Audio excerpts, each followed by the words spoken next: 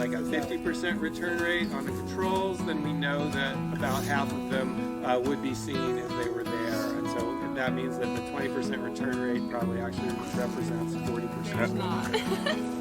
Yeah. There's a centipede.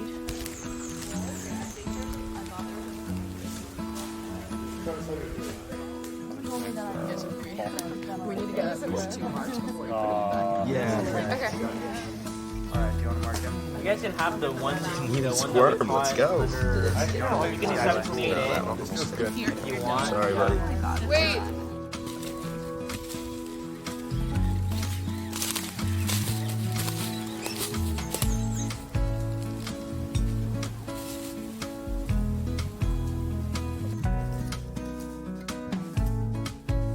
Yes.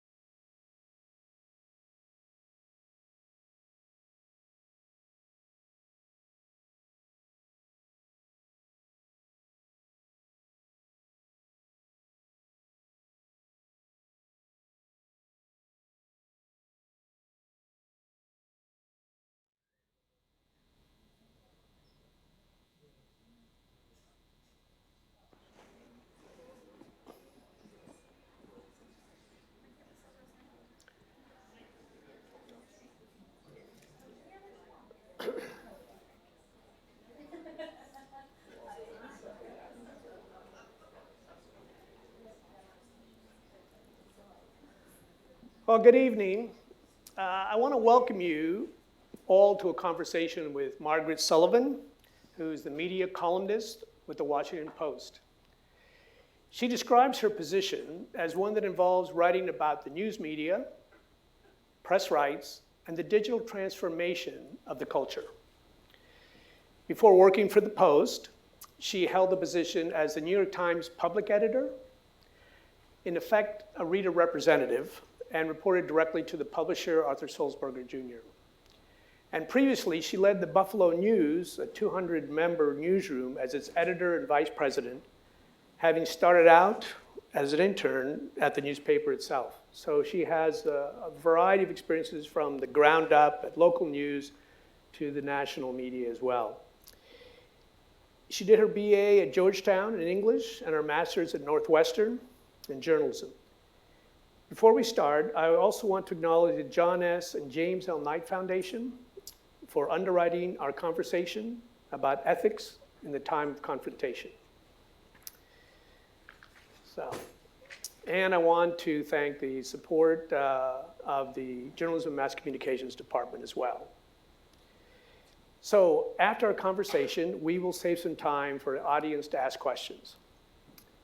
But to start, I have a fairly basic question, and that is, how do you see your purpose as a media columnist? First of all, thank you so much for having me. This is my first trip to the Shenandoah Valley, and it's gorgeous, and your campus is wonderful, so thank you so much for inviting me. It's great to be here. Well, you know, when I initially tried to get my job at the Washington Post, I modeled it in a way after a very, very well thought of and revered, but unfortunately deceased media columnist at the New York Times, David Carr. I had admired his work a lot at the Times, and I thought that it might be a good kind of role for the Washington Post to have as well. So it isn't really a media critic, although I do some media criticism, but it actually tries to take issues that have to do with the news media and explain them or expound on them in some way. I thought when I came to the Post in 2016 that I would be writing a lot about, you know, what part of what you described, the sort of digital transformation of the news industry, and I really thought that would be a major focus of what I was doing, what was happening with Facebook and how local news was under siege and newspapers were closing and all this sort of thing. But then, well, something happened, and the thing that happened was, one of my first assignments was to cover both of the political conventions in 2016. And from then, I think some incredibly high proportion of my columns have been about one Donald Trump, because Trump has so made his relationship with the news media such a focal point of what he's done, and it's become such a big story that it's been impossible to avoid it as a part of kind of the media columnist beat, if you will. So my job is to write a column, so there is opinion in my work or perspective. And so I was saying to a class earlier that I sometimes am challenged by readers who say, I think it's terrible the way you put opinion in your work.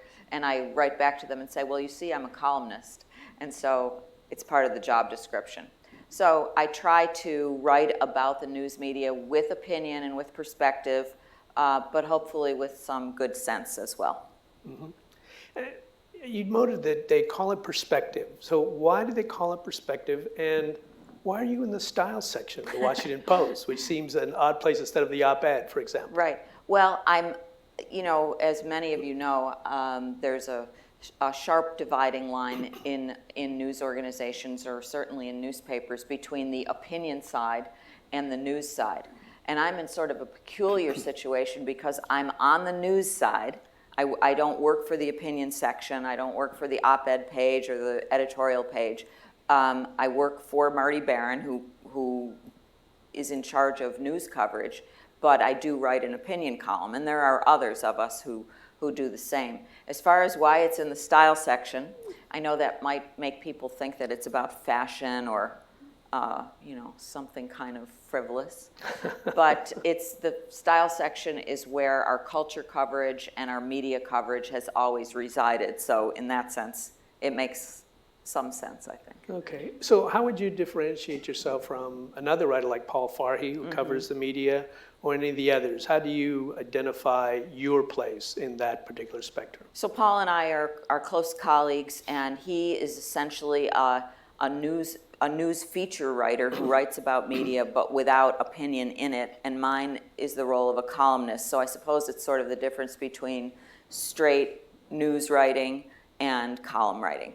And, it is a little confusing too, because the Post also has a writer whose name is Eric Wemple, who writes about the media, but he is an opinion writer who actually does work, for the opinion side of the operation. So we really don't consult with him, what are you doing and what am I doing? We don't try to sort of straighten it out. We just go our separate ways, and if we overlap, oh well.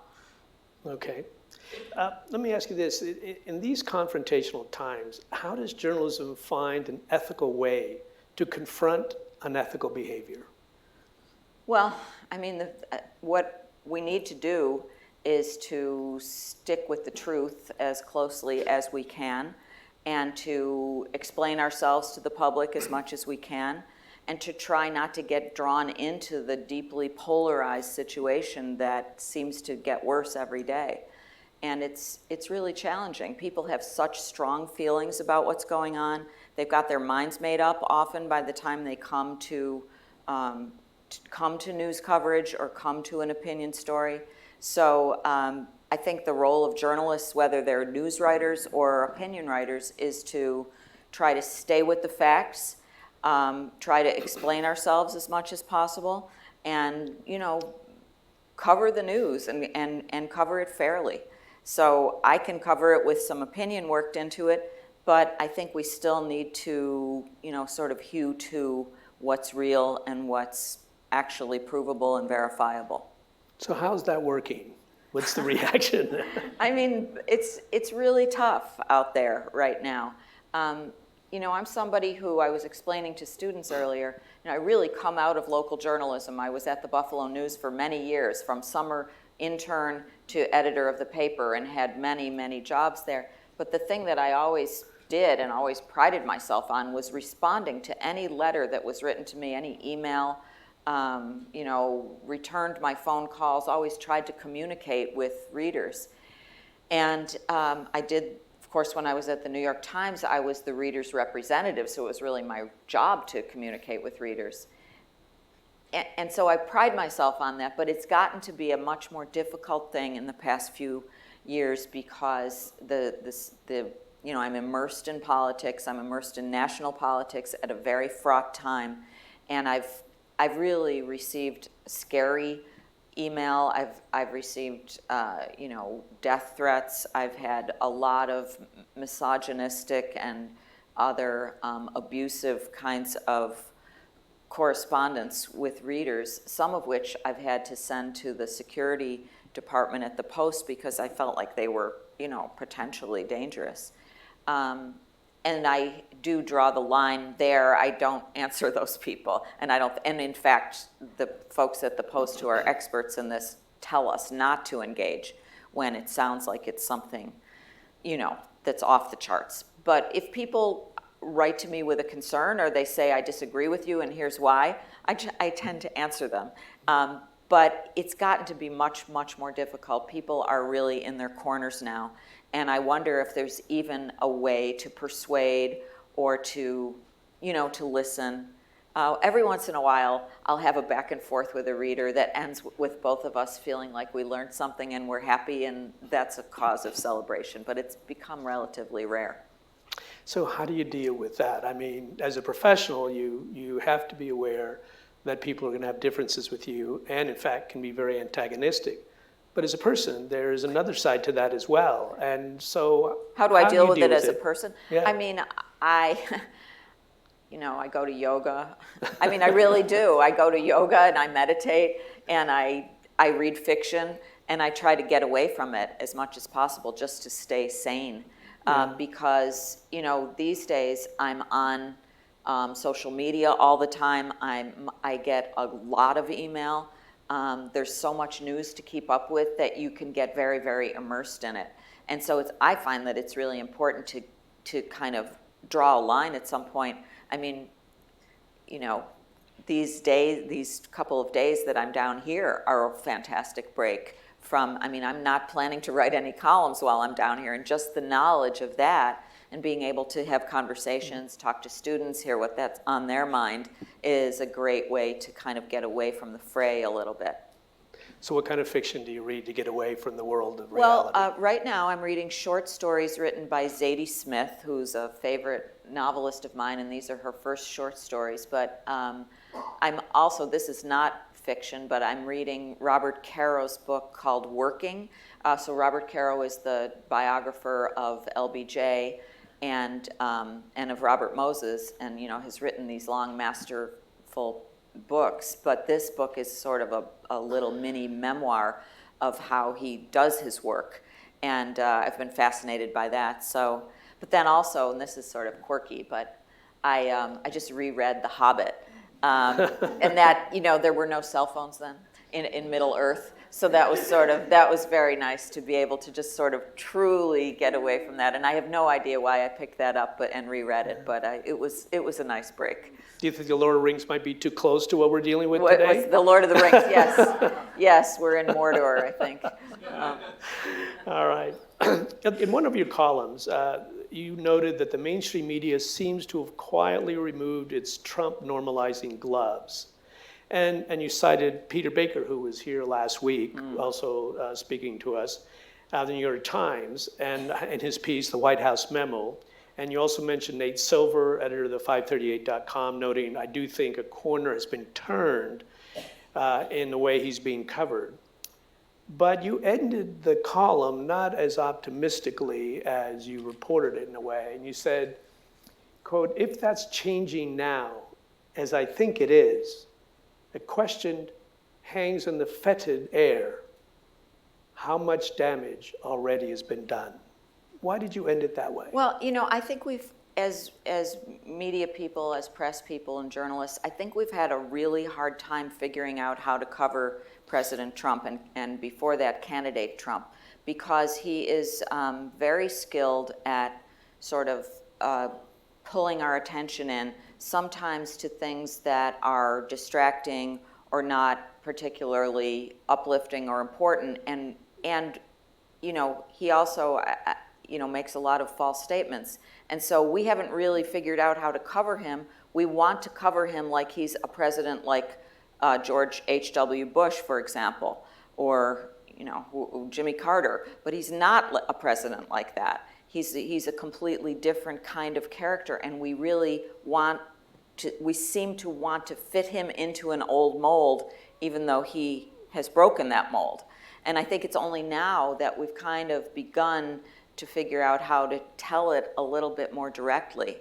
And I don't know how, one of the students asked me today, when things are eventually over in the Trump administration, whether that's sooner or much, much later, will we go back to the way things were? And I don't think that we do. I think things have really, really changed in the media world to the point where they won't simply revert. Mm-hmm. What do you think about the press conferences that don't happen, that used to be pretty regular, and the way that President Trump actually deals with this by standing on a driveway and letting people ask questions? Is that change that's taken place something that might be better or worse in the long run, in your view, for how you cover the president? Well, I think that the daily briefings that used to take place in the press room were very useful for citizens. I mean, it was a way for journalists to talk to the president's representative, his press secretary, and ask questions that were important to the public. We don't have that opportunity anymore. Now, President Trump is actually quite accessible to the press, but it's sort of on his terms. Standing outside the helicopter with the chopper blades going and being able to, field a couple questions but not really be held to account in the same way. So there is, he likes to talk to the press, and he is more accessible in some ways than others, but not necessarily in a way that helps us do our jobs. And I don't mean make it easy for us to do our jobs, but to do our jobs on behalf of the public. So no, I think that the demise of, it's now been 6 months or something since the last briefing. They used to be pretty much daily. And I think that is a loss. I think it's a real loss to the public. Okay. Do you think, too, that in dealing with the way that it's been working, that we are, and you sort of mentioned this before, but are we moving toward an opportunity to do things differently in a way that might be more beneficial, or are we losing the opportunity, period? Well, I mean, I don't know how it can be an improvement not to have, regular contact with the president's representative who can answer questions. So, I don't see that as a positive thing. Good. But perhaps it's positive that we're, coming to terms with the situation we have and figuring out how to go forward from here. It's very disheartening to see certainly, the other day when the president attended the Nationals game and he was booed, I saw people saying, well, that's, democracy in action, and I suppose it is in a way. People can say what they want to say, but it's still, I could not, I found it really tough to see. So, we're in a pretty ugly time.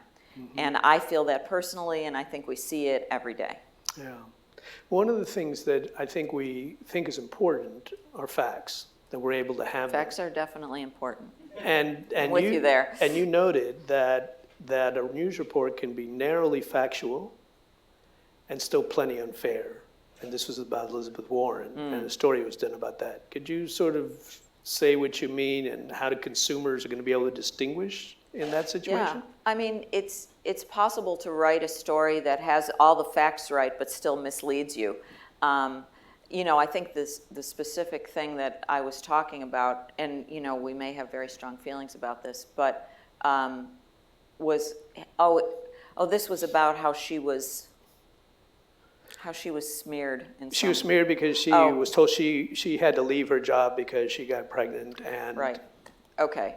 So someone who worked for a pretty conservative, a really right-wing news organization wrote a piece. Elizabeth Warren has made it a regular part of her campaign speech to talk about how she was a teacher, and when she got pregnant, and this was in the 60s or early 70s, I guess, that she was essentially fired, and that was the end of her teaching career. And she talks about this as a way to make herself relatable in these campaign talks. So this reporter digs up some documentation that shows that, in fact, she was offered her job again. I mean, she's got the documentation that shows she wasn't fired. It says right here, she was offered the job again, and wrote a story about it that, in fact, was narrowly factual but misleading, because, as it turns out, she was offered that job again, but that was when she was pregnant but not yet showing. And at that time, a couple months later, when she was showing, the school superintendent called her in and said, we've replaced you and have a nice life. And so while it was true that she was offered the job again, while it was true that she resigned, with nice words from all, it was still the case, and I think that the chronology shows that her story was true, and yet it was sort of put out there that she had lied about it, and I don't think there's any reason to think that she had lied about it. So in a way, I guess what I'm hearing is that in addition to the facts, there needs to be context to what took place, so that people can understand why those facts are the way they are. Right, but I think in this case, Elizabeth Warren made a huge blunder because the reporter did go to her and to her campaign and say, we've got this documentation, what gives here? And now I don't know how much time they gave her to respond, but the story that this woman wrote said that they didn't respond. Well, if she had responded and told exactly that in the response, that would have cleared up a lot of the problem, but she didn't respond, and so I think she has to bear some of the responsibility for the early part of that story, which, spread very widely. Okay. In another column, it was noted with the headline for your column says, with impeachment looming, the news media is growing a spine. It needs stiffening. Could you say more about why it needed to have stiffening and in what way should it stiffen? Yeah, so I think that, this is opinion on my part, but I think that we've in general, although many people will say, oh, the media is out to get President Trump, at the same time, we've really let our coverage be dictated by how the president wants to distract us, tweet about something, et cetera. I think that now that the country is starting to grapple with the idea of, gee, maybe there are actual grounds for impeachment here. Some people think that, not everybody does. I think that we're starting to push back a little bit and stay a little more focused and not get as distracted. And he is certainly masterful at, sort of, here's the shiny object over here, so let's all run over there. Okay. And another time you mentioned that the attacks that Trump's have made on the news media is not going to make much difference in the media industry itself or individual journalists. And why not? Well, I'm not sure I still think that. Okay. I'm allowed to change my mind, I guess.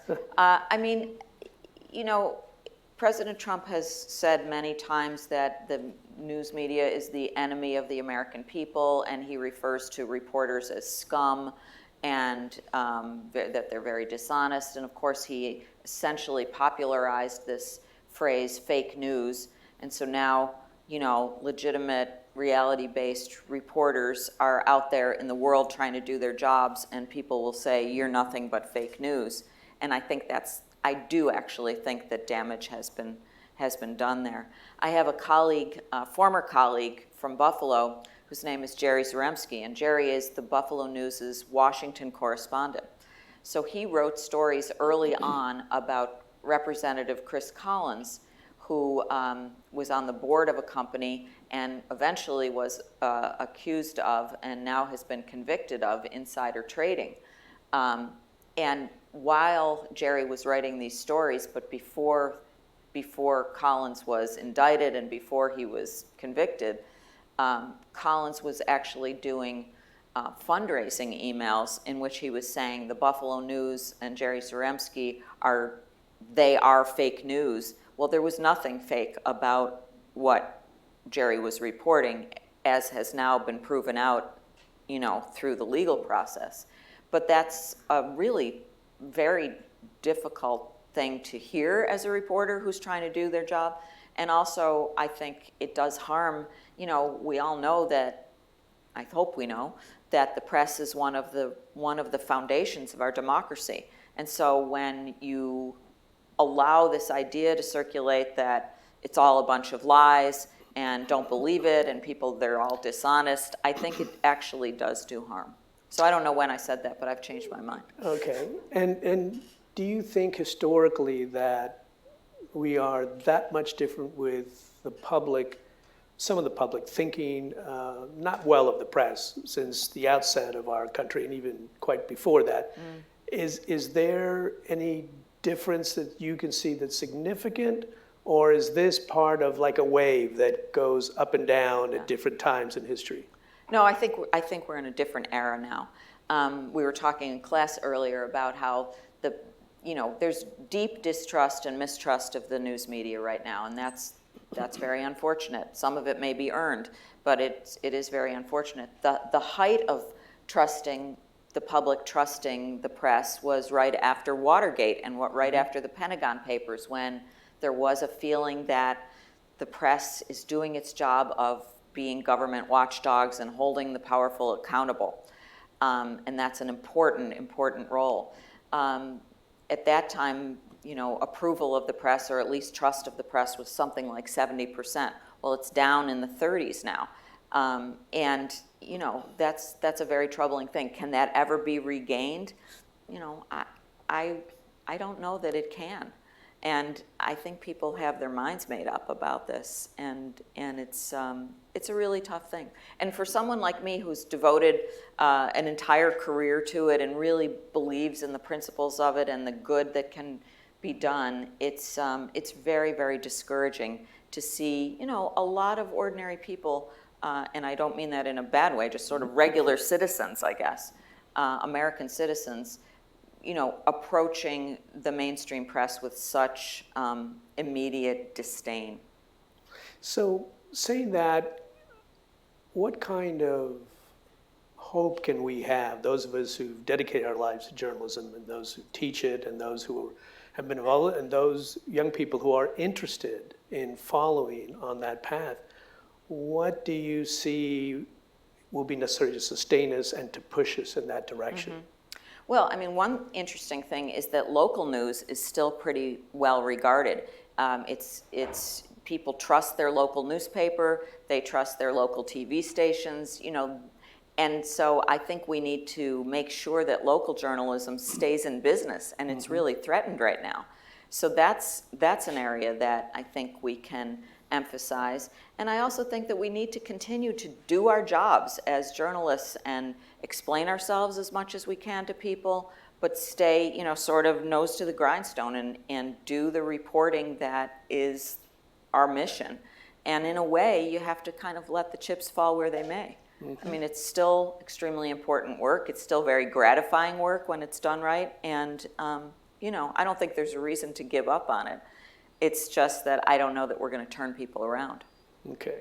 Well, you did focus, and you have on local and smaller news outlets. In one of your columns, you talked about the Center for Investigative Journalism in Puerto Rico and the kind of work that they did to basically unseat through the public, not themselves, but the information that brought down a governor there. And I have to say, I have to ethically disclose, I'm from Puerto Rico, so I was very interested in that column. And I wondered if you could explain a little bit why you wanted to highlight that particular effort. Right. Well, you know, one of the things that's cropped up in the new journalism world are nonprofit news organizations that are all digital, usually funded through philanthropy or gifts or grants of some kind, and that is true of this small but powerhouse Puerto Rican news organization. And you know, they got if I remember the facts of the situation, they got a hold of this whole huge amount of text messages between the governor and his cronies that showed how corrupt the whole situation was. And for one thing, the very disparaging things they had said about their own citizens in the wake of Hurricane Maria, you know, making jokes about piles of dead bodies and, you know, just horrible things. So the news organization gets this cache of text messages and, you know, does stories about them and publishes some of the text messages. And, you know, the citizens who already were not too fond of the governor, you know, found this completely enraging and were out in the streets protesting, and, you know, hundreds of thousands of people, I think. And he really had no choice but to step down. So it was an amazing sort of coming together of the role of the press, informing citizens, and citizens, you know, taking things into their own hands and causing change. So, and they're a small startup organization that, you know, operates on a shoestring. So the fact that they were able to do the work they did was really very commendable. Going on that theme, you're writing a book on local news. Would you like to tell us something about that, what prompted it, and what you're hoping people will learn from reading it? Sure. So, yes, I'm writing what I'm calling my starter book. I've never written a book before, and this book is a short, it's novella length, but it's nonfiction, and it's for Columbia University's press called Columbia Global Reports. And it basically looks at what's happening in local news, which is really discouraging. You know, 2,100 newspapers, dailies and weeklies, have gone out of business in the past 10 years.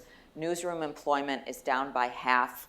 You know, and yet Pew Research did a study recently in which they asked people, you know, how do you think local news is doing? And most people said it's doing fine. but it's not doing fine. These news organizations are really in trouble, and many of them are going away. It's very discouraging. I mean, my own old newsroom, the Buffalo News, has had to cut its newsroom staff back by more than half, and they are actually more stable than most. So I was telling the students today about the situation in Denver. So Denver used to have two big newspapers, the Rocky Mountain News and the Denver Post, and they each had 300 journalists in their newsroom. And that's, a good hefty amount of people to cover. They really covered the whole state. Well, the Rocky Mountain News is now shuttered. It's out of business. So that's 300 people gone. And the Denver Post is owned essentially by a hedge fund, which is only oriented towards profit. And their newsroom is down to under 60 people. So they've gone from 600 people in their newsroom down to 60. And this is happening all over the country, but I don't think people are very aware of it. So, because local news is more trusted, because it's so necessary, and because it's in such trouble, the book is kind of trying to inform people and sound the alarm to some extent. Do you see a role for people who like to follow the news, read the news, watch it, within regard to how the journalism works? What role does the consumer have in what we do? So I'm not sure I understand. Can they help guide it, or Can they be playing a role in some way that helps the news media do its job? Well, I mean, one way they can help us do our job is by subscribing and reading and supporting. I mean, the other part of that Pew study was not only that people thought local journalism was doing well, but that most people, very few, I think it was only 1 in 4, ever paid anything for local news. So it's like, we think you're fine and we're not going to pay. So it really needs to be the opposite of that. Know how threatened it is. I mean, Warren Buffett, who owns the Buffalo News, has said that local newspapers have gone from being a monopoly to a franchise to, and then he sort of paused and said, well, they're basically toast. In other words, they're done. And Dean Baquet, the editor of the New York Times, has predicted that local newspapers, almost all local newspapers, will be gone in 5 to 10 years. I mean, I don't think we really have grappled with this. Mm-hmm. So I think the way citizens can help is by subscribing, perhaps contributing to these new startup organizations, and also by, I hope, by trying to, when their neighbors or friends start talking about, oh, it's all fake news, maybe stopping to push back a little bit and to talk about the role of the press in our democracy. Do you think that the fact-checking movement in journalism has been helpful and will be a factor in helping people believe more strongly in what journalism does? I mean, I think it's necessary, but I actually don't think it really will make much of a difference. I mean, we need to fact-check. We certainly need to fact-check right now. And it's good that we do more of that in real time. It's good that, you'll see on cable news, there'll be these things at the bottom, these chyrons that say, actually, that is not true. But do I think it's going to turn people around or really make a difference? Not really.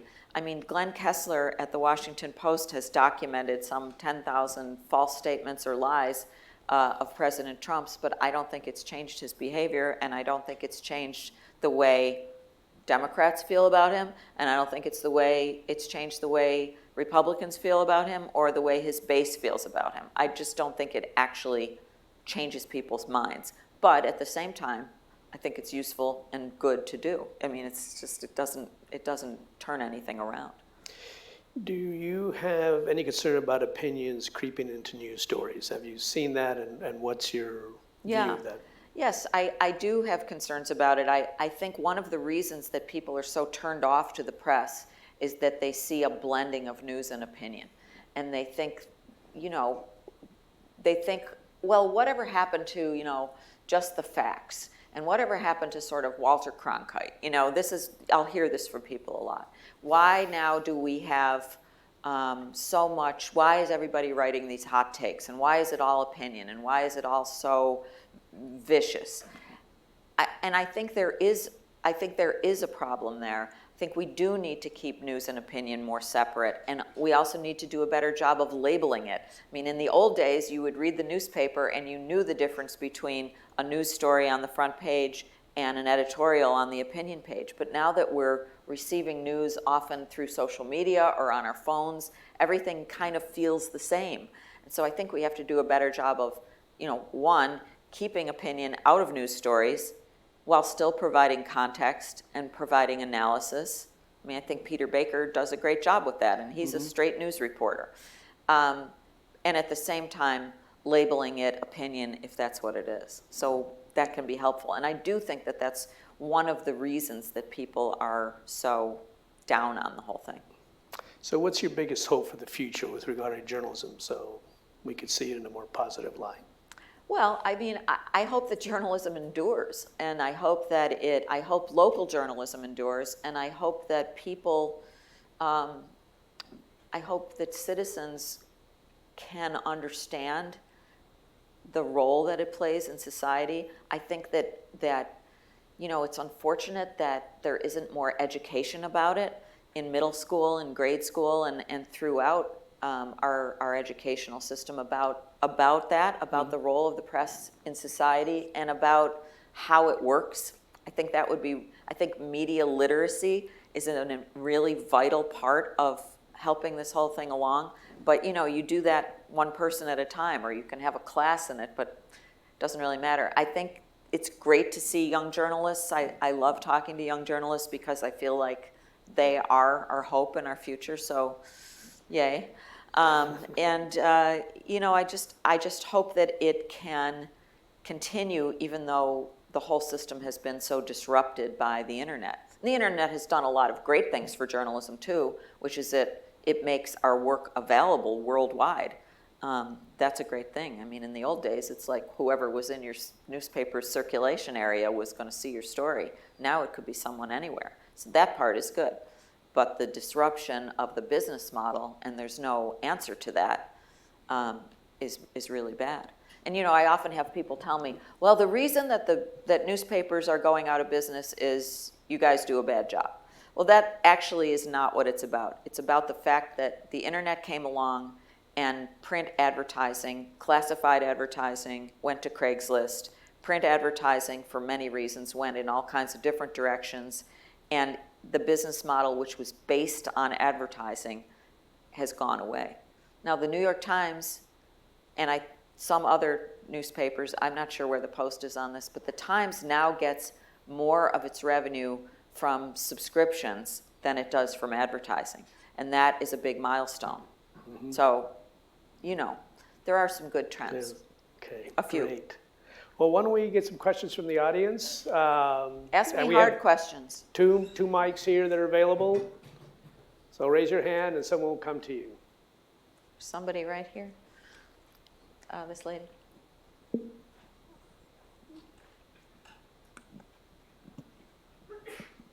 Well, I want to say thank you, and I am a huge fan of print newspapers, and I actually pay for and subscribe to and read 4 every day. Oh, wow. However, I have That's some great. pretty strong opinions You're allowed. about the things that I think maybe could help. So looking at the press briefings, because I watched them, it's pretty much watching a congressional hearing.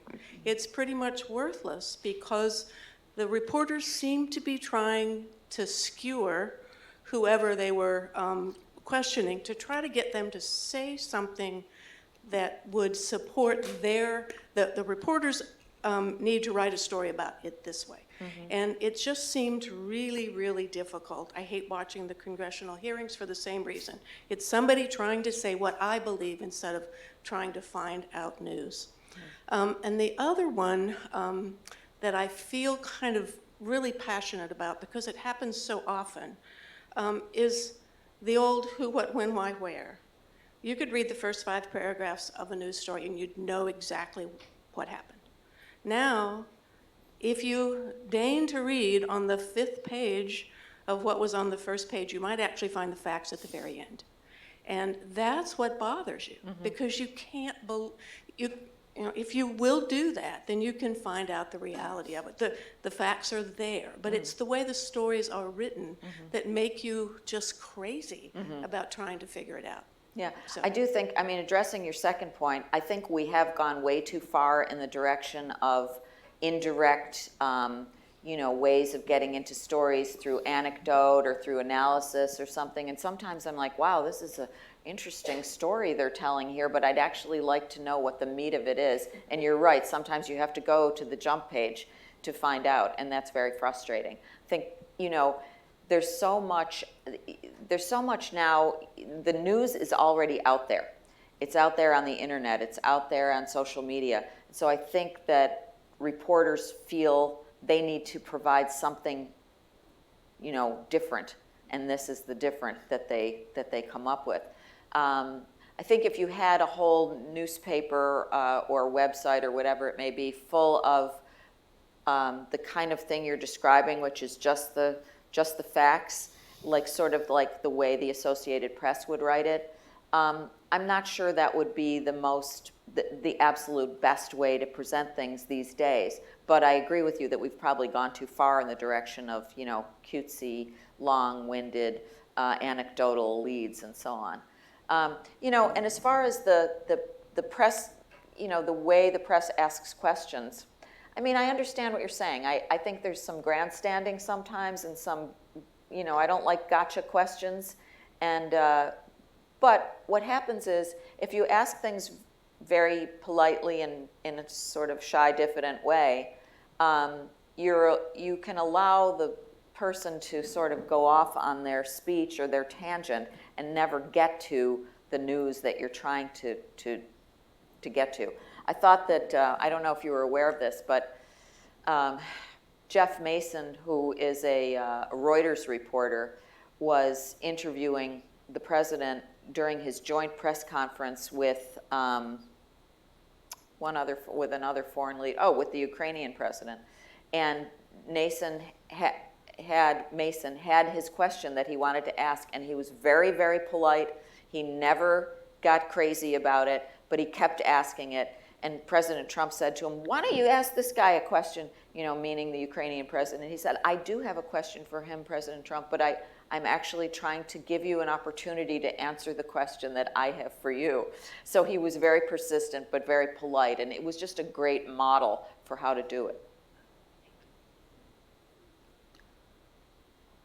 Somebody else wants to ask a question?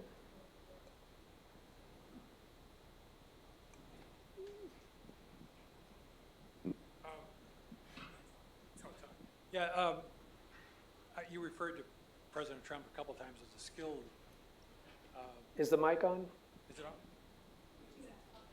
Oh, you referred to President Trump a couple of times as a skilled communicator. Skilled, is he really skilled, or is he just a practiced narcissist, a sociopath? I mean, I was trying to be very tactful. There is a difference.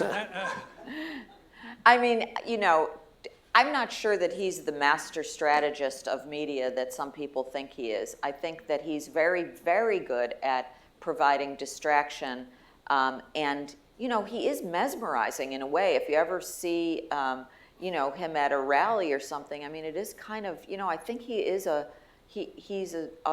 very compelling speaker. I'm not saying I like what comes out of his mouth. I often don't, but I think he's very skilled at commanding attention. I try not to go to analyzing him, in terms of narcissism or his mental health or any of that. I mean, I know people do that. I try not to, I may have my own thoughts about that, but I try not to go there too much, but rather to sort of stay with what is being said and what can be proven.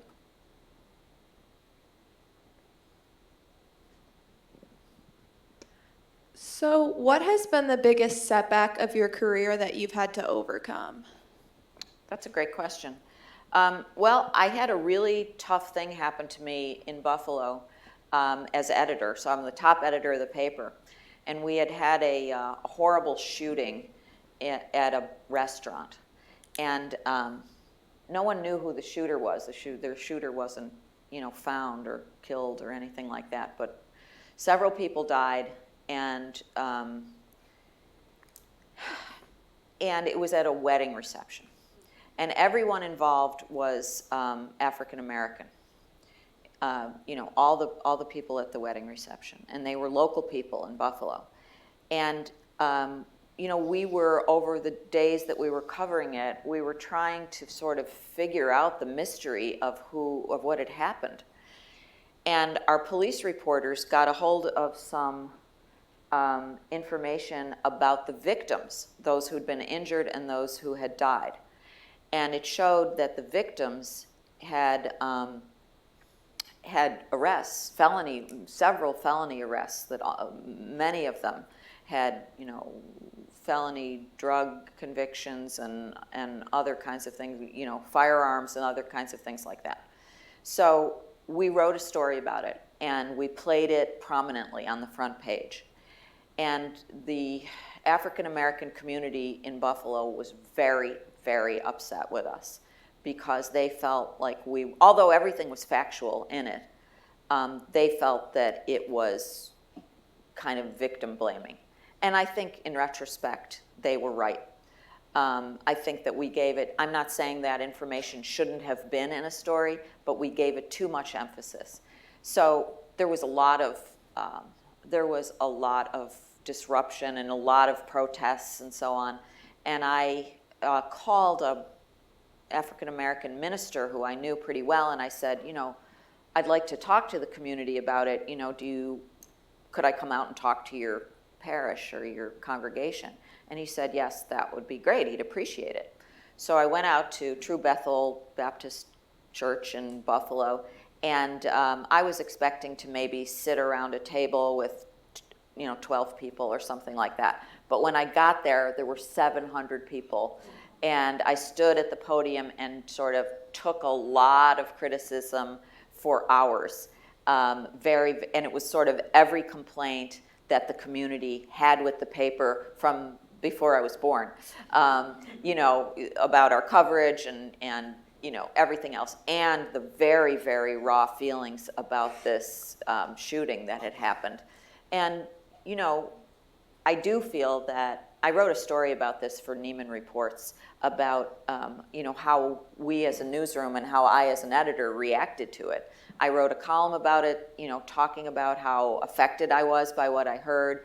We ended up doing a lot of training of people in the newsroom on diversity issues. We did more coverage of the community in a different way than we had done. So we really changed how we were doing business. But it was a very contentious and very personally upsetting. And I will say, I guess you look at this, I don't know what it is now, 10 years later. It was certainly very growth producing for me, but in an extremely, extremely difficult way. So I'd call that, I think that measures up to what you asked about.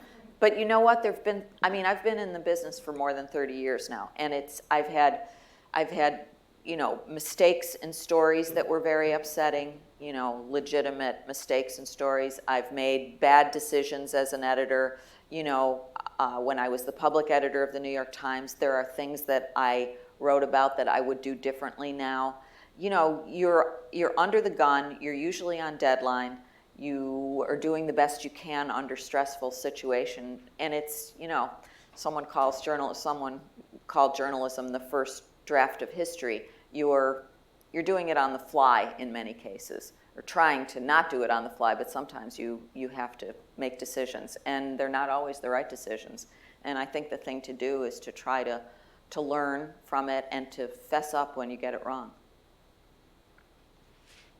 Somebody else?